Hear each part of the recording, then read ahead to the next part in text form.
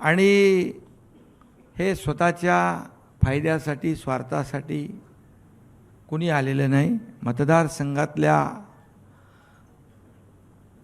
लोकांना न्याय देण्यासाठी, विकासासाठी हे सर्व लोक शिवसेनेत आलेत.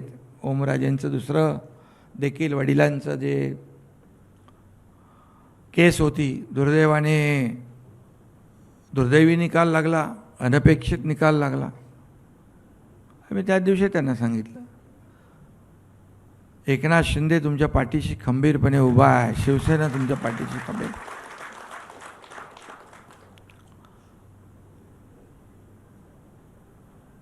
काही लोक म्हणतात आम्ही कोणाला अडवायला नाही, तुडवायला नाही, आम्ही शिवसेना वाढवायला आलेलो आहे.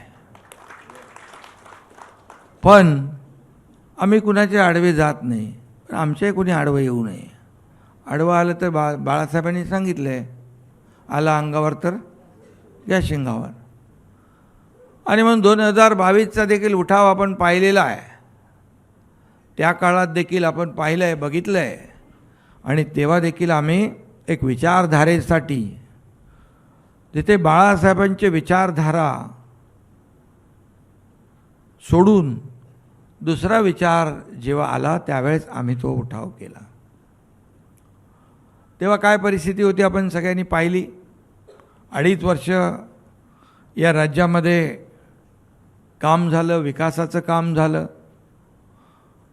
महाराष्ट्र पुढे गेला. अनेक योजना, लाडकी बहीण योजनेसारखे, शेतकऱ्यांच्या योजनेसारखे योजना आल्या. आणि जो निर्णय 2022ला घेतला तो सर्वसामान्य जनतेने स्वीकारला. आम्ही लोकांमध्ये गेलो आणि जनतेने देखील, या महाराष्ट्रातल्या तमाम जनतेने तो स्वीकारला. आणि त्याचं जे 40 आमदार होते त्यावेळेस देखील काही लोक, मी भाषणात देखील कधी कधी म्हणाले एकही निवडून येणार नाही. पण मी त्यावेळेस म्हणालो होतो, जर निवडून कोणी आलं नाही तर मी एकनाथ शिंदे राजीनामा देईल आणि गावाला शेती करायला निघून जाईल. 40 आमदार होते, 60 आमदार निवडून आले. गावी गेलो की पोटदुखी होते काही लोकांना इकडे, ठीक आहे.